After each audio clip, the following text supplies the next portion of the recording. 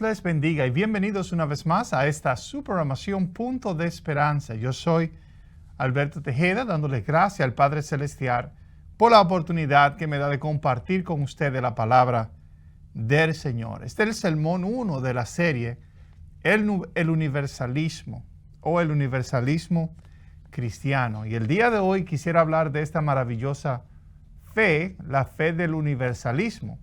Es la fe que cree que todos los hombres hemos de ser salvos, no solamente los cristianos, no solamente los que ponen su fe en Cristo Jesús, pero todos los hombres un día serán salvos.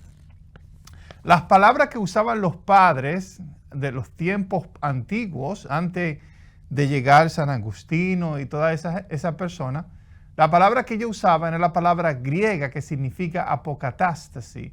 La palabra apocatástasis significa la restauración de todas las cosas, diciendo con esto que todo lo que se echó a perder, ¿verdad? El hombre, los animales, el universo, todas las cosas han de ser restauradas, han de ser renovadas, han de ser salvadas por nuestro maravilloso Dios, por nuestro Padre Celestial.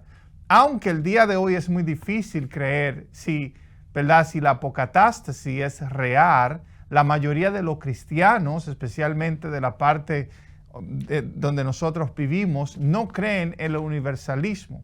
La razón por la que ellos no creen en el universalismo es porque ellos creen en la condenación eterna. Y tienen versos en la Biblia que ellos usan para decir, ¿verdad?, que Dios ha de condenar a todos los hombres, o a aquellos hombres que vivieron en una vida de pecado, que no aceptaron el evangelio, que no aceptaron el nombre de Jesucristo. Pero como universalista y estudioso de la palabra de Dios, yo me he dado cuenta, ¿verdad?, que hay algunos versos que han sido manipulados para hacer esta doctrina del tormento eterno caber, para que quepa ahí. Gloria sea el nombre maravilloso de Dios.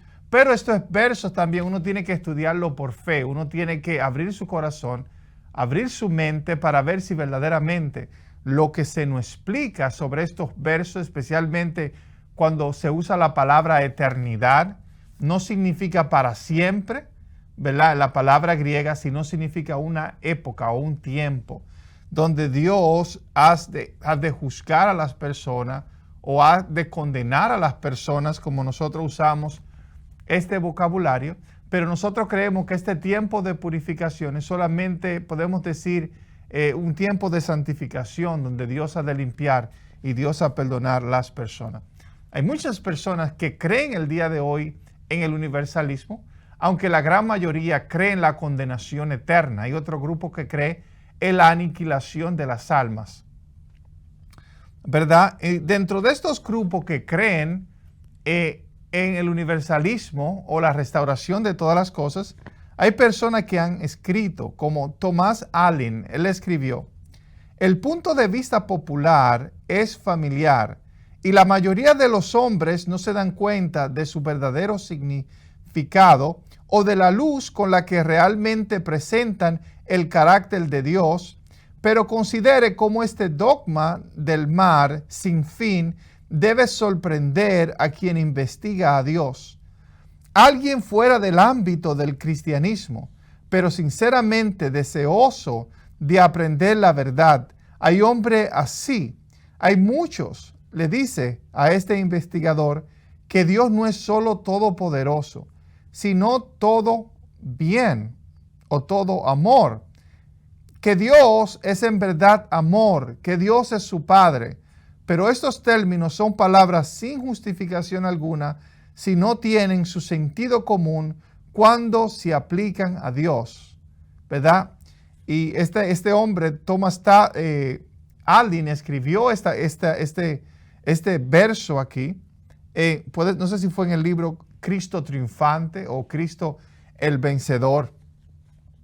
Pero yo estaba estudiando este texto, lo que este hombre dijo, y tiene un mensaje muy profundo sobre el universalismo. Primero, este verso habla del punto de vista popular que cree en la doctrina del eterno mar. Claramente, Tomás no pensaba o no creía como creen la mayoría de los cristianos el día de hoy. Cree en el tormento eterno y en la eternidad del pecado. La doctrina popular, la doctrina familiar, la doctrina que todos nosotros conocemos es que Dios ha de atormentar las almas que se vayan de este mundo en pecado por toda una eternidad, ¿verdad? Eso es lo que ellos predican. Nosotros no creemos esto porque el carácter de Dios no es un carácter de odio, Él es un carácter de amor. Y aunque es verdad, Él puede permitir que nosotros seamos atormentados por causa de nuestros pecados por un tiempo, pero sabemos que el carácter de Dios no va a permitir que este tormento sea eterno, porque no hace ningún sentido. La única razón por la cual Dios puede atormentar a una persona es para santificarla, es para limpiarla, es para arreglarle delante de la presencia maravillosa del Señor. Y es triste que la mayoría de los cristianos crean en el tormento eterno, que un Dios de amor, un Dios de misericordia, pueda enviar a sus criaturas a un infierno eterno sin ningún propósito, sino con el propósito de vengarse de ellos no haber aceptado a Cristo como el Señor y Salvador de sus vidas. No creemos esto porque presenta a Dios como un monstruo, como una persona que no tiene sentimiento, como una persona que no tiene el poder para salvar aún a los pecadores. Entonces, este verso también habla de cómo la mayoría de los hombres no entienden sobre la luz o la verdad del carácter de Dios. Aún Dios siendo todopoderoso, su carácter es todo amor. Y uno de los problemas que yo encuentro, uno de los problemas por lo cual ya yo no creo en el tormento eterno o la aniquilación de las almas, no tiene que ver nada con la doctrina en sí, pero tiene que ver con el carácter de Dios. Yo no quiero cometer el pecado de acusar a Dios de ser un Dios vengativo, de ser un Dios airado, ¿verdad? Porque la palabra de Dios dice que Él es amor. Y si Él es amor, ¿me entiende? Nosotros sabemos lo que es verdaderamente una persona de amor. Una persona de amor es que perdona a sus enemigos hasta 70 veces 7. Una persona de amor es que quiere el bien para los demás, aún para los malos. Dios en este mundo manda la lluvia no solamente para los buenos, Él la manda también a los malos. ¿Por qué? Porque Él no solamente ama a los buenos, pero Él también ama a los malos. Este texto que este varón escribió habla de la mayoría de los hombres no entienden sobre la luz de Dios o el verdadero carácter de nuestro Padre Celestial. Él es un Padre. Él no es un vengador. Él no es un dictador. Él no es un rey enemigo. Nosotros somos la criatura de Él. Dice la Biblia que de tal manera Dios amó al mundo que envió a su único Hijo para que todo quien en Él cree no se pierda, mas tenga la vida eterna. Dios ama a todos los hombres. Dios ama a todos los hombres, pero nosotros tomamos algunos versos en la Biblia, muchos versos, los sacamos de contexto para decir que el carácter de Dios puede enviar, o la justicia de Dios puede enviar eternamente a las personas hacia el tormento eterno. Entonces, este texto también habla de la confusión del que busca a Dios no siendo cristiano y no comprende por qué Él permite que el mar nunca termine. Según ellos, permitiendo el sufrimiento eternamente y no destruyes sus pecados. Una persona que está interesada en conocer la doctrina cristiana. Nosotros cuando le predicamos a la persona en las calles le decimos Dios es amor. Siempre estamos predicando un evangelio de amor hasta que llegamos a la doctrina del tormento eterno.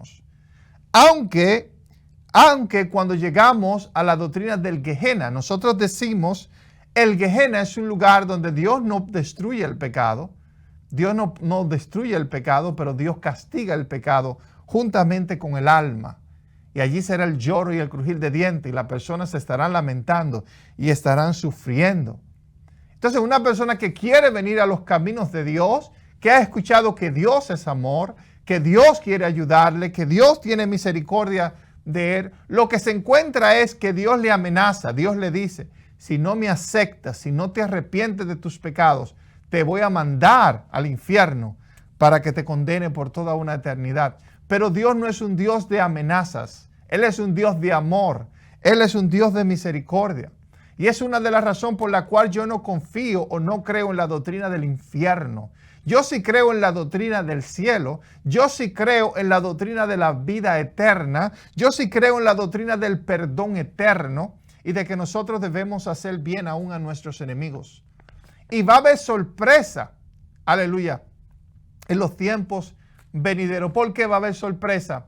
Porque los cristianos vamos a ver que aquellos que eran despreciados para nosotros, que aquellos que odiaban a Dios, que aborrecían a Dios, que no entendían a Dios, ellos también van a ser purificados y salvos por Dios.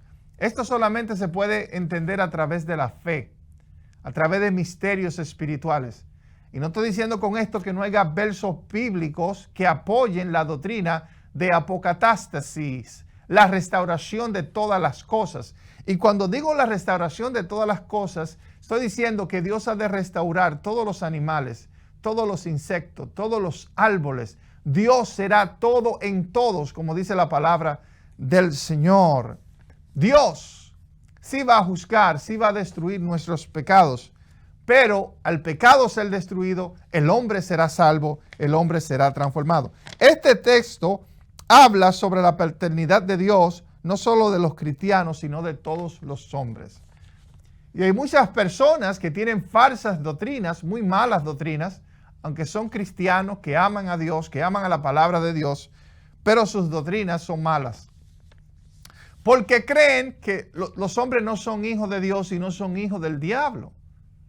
Pero eso no tiene una base bíblica. Yo no puedo decir que los hombres son hijos del diablo cuando no tienen a Cristo, cuando no tienen a Dios a su vida. Ellos creen también en la doctrina, ¿verdad?, de la adopción, que nosotros solamente somos hijos de Dios cuando Dios nos adopta dentro de su familia. Y todo esto son malas enseñanzas. El hombre desde su nacimiento se convierte en un hijo de Dios. Todos somos hijos de Dios. Ni uno tiene el diablo. El diablo sí es el padre de las mentiras. Y cuando nosotros hablamos mentiras, somos mentirosos, entonces nos convertimos en hijos, ¿verdad?, de la mentira. Gloria sea el nombre maravilloso de Dios. Pero en realidad nosotros venimos de Dios, nosotros provenimos de nuestro Padre Celestial y Él es nuestro Padre. Gloria sea el nombre de Dios. Habla que estas palabras solo eran sentidos, son sin sentido si no son aplicadas a Dios. Si tenemos una noción errónea de Dios, creeremos que Dios no es, aleluya, nuestro Padre o que Él no es amor. Si nosotros nos equivocamos, gloria sea el nombre de Dios, y nosotros no ponemos atención a la palabra de Dios, vamos a ignorar de que Dios es amor, de que la palabra de Dios dice que Dios es amor. Y porque Dios es amor, es que Él ha preparado un plan a través de Jesucristo para restaurar toda la creación, para salvar a todos los hombres. Aún los más pecadores, aún los más malos que nosotros pudimos ver, tienen un lugar en el seno de Dios, tienen un lugar en la presencia maravillosa de nuestro Padre Celestial. Porque, aleluya, cuando Dios destruye el pecado, que va a ser un proceso, ¿me entiende?, en cada persona, Dios va a tener que pasar por el fuego a la persona. No un fuego para vengarse Dios, no, porque no es un Dios de venganza, pero es un fuego para santificar, para purificar. Las almas, miles y millones de personas, la mayoría de los hombres serán salvos, pero a través del fuego. A través del fuego donde Dios ha de quemar sus pecados y sus maldades. Y Él lo hace porque Él es un Dios de amor. Este mensaje del universalismo cristiano, este mensaje de la apocatástasis o la salvación, la restauración de todas las cosas, hace mucho más sentido al final que aquellos que creen en la condenación eterna. ¿Por qué hace más sentido? Porque usted en el cielo, usted estará en el cielo celebrando con su familia o con aquellos que fueron salvos y a la misma vez dándole mente que un hijo de usted o que un familiar suyo se está quemando en el infierno eterno.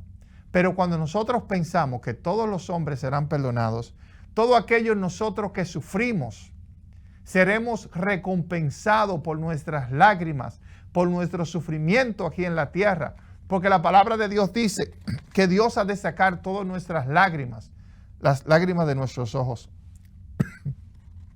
¿Verdad? Hay otro texto que quiero leer de un hombre llamado A.W. Tozer. Tozer no era un cristiano universalista, todo lo contrario.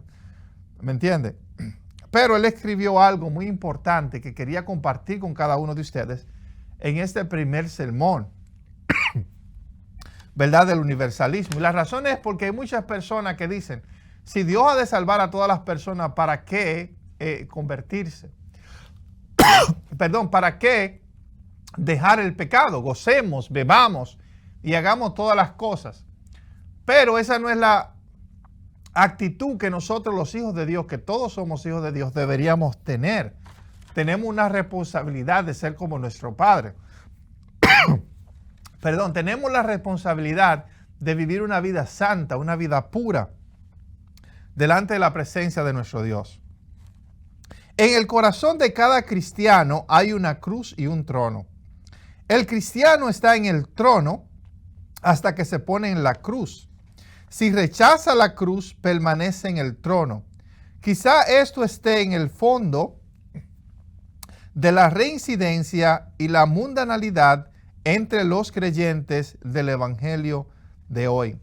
Queremos ser salvos, pero insistimos en que Cristo sea quien muera. Para nosotros no hay cruz, ni destronamiento, ni muerte. Seguimos siendo reyes dentro de nuestro pequeño reino de alma humana y llevamos nuestra corona de oropel con todo el orgullo de un César. Pero nos condenamos a la sombra, la debilidad y la esterilidad espiritual. Y esta es una maravillosa texto que escribió este hombre llamado Tozer. Y él lo escribió tratando de animar a los cristianos a que tomaran su cruz, a que dejara atrás el pecado, a que dejara atrás la maldad. Y yo como cristiano universalista que soy, gloria sea el nombre de Dios, no soy un cristiano que cree en el tormento eterno. Si hay hermanos que creen en esas doctrinas, ¿verdad? Yo creo que tengo una responsabilidad de vivir en obediencia ante la presencia de Dios, de separarme de mis pecados, de separarme de mi maldad y agradar a mi Padre Celestial siendo como Él. La palabra de Dios dice honrar a tu padre y a tu madre. Y tenemos que honrar a Dios con nuestro carácter. Entonces, habla de que el cristiano tiene dos decisiones en su corazón. No solamente el cristiano, todos nosotros, los seres humanos, tenemos dos decisiones dentro de nuestro corazón. La cruz o el trono. La cruz o el trono. Muchas veces nosotros hacemos trono dentro de nuestra vida. Yo quiero ser mi propio César, yo quiero ser mi rey, quiero complacerme a sí mismo. O puedo decir, voy a tomar la cruz de Cristo. Voy a crucificar mi carne de mis malos deseos, de aquellas cosas que no le agradan al Señor. ¿Entiende? Y esa es la decisión que cada uno de nosotros tenemos. ¿Qué pasa si nosotros decidimos tomar la cruz mientras estamos aquí en el mundo? Cuando lleguemos a la otra vida, a la otra época que ha de venir, Dios lo sabe. La Biblia habla muy poco de esta próxima edad que hemos de ir. Será mucho más fácil para esta persona, ¿me entiendes?, ser limpiado totalmente de sus pecados.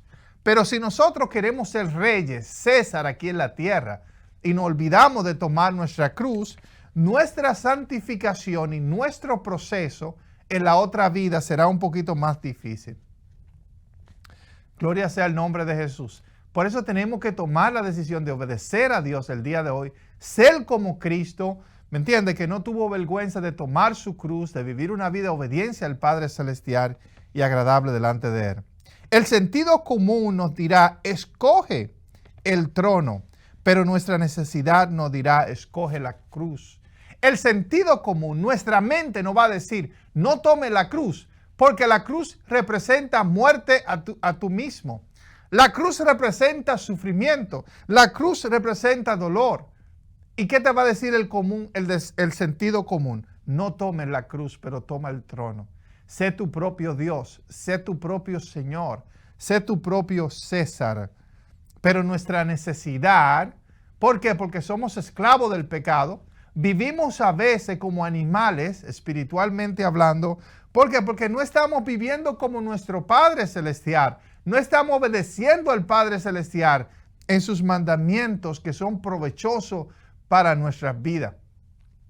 Y por eso hay un vacío en nuestros corazones, hay un dolor en nuestro ser. ¿Por qué? Porque solamente Dios puede llenar el vacío en nuestras vidas. Solamente cuando nosotros tomamos la cruz de Cristo podemos vivir una vida que es agradable. Habla de la mundanalidad del cristiano, cómo las personas del mundo siempre escogen el trono antes que la cruz. Lo hacen también muchos cristianos. Y es el error que muchos de nuestros hermanos están cometiendo, que ellos están escogiendo, ¿entiendes? Están escogiendo el trono en sus vidas antes que la cruz. Tenemos que aprender a tomar la cruz, especialmente si queremos ser buenos, verdaderos cristianos, si queremos ser personas que amamos a los demás, si queremos ser personas en esta tierra que nos parecemos a nuestro Padre Celestial antes de parecernos al impostor, el cual es el diablo. Gloria sea el nombre de Dios. Yo quiero morirme en esta vida obedeciendo a Dios, amando a Dios, agradando al Señor, separándome de mis pecados. Aunque yo soy universalista, aunque yo creo que todos seremos salvos un día, esto no me da a mí ninguna libertad, ningún libre albedrío para yo no vivir una vida en obediencia y santidad delante de Dios.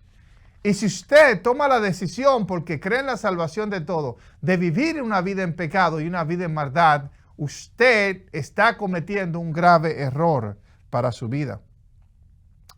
También habla de la existencia de muchos cristianos que quieren que Cristo siempre muera mientras ellos permanecen en su trono. Hay cristianos, personas que dicen, bueno, Cristo murió por mí, yo no tengo que morir.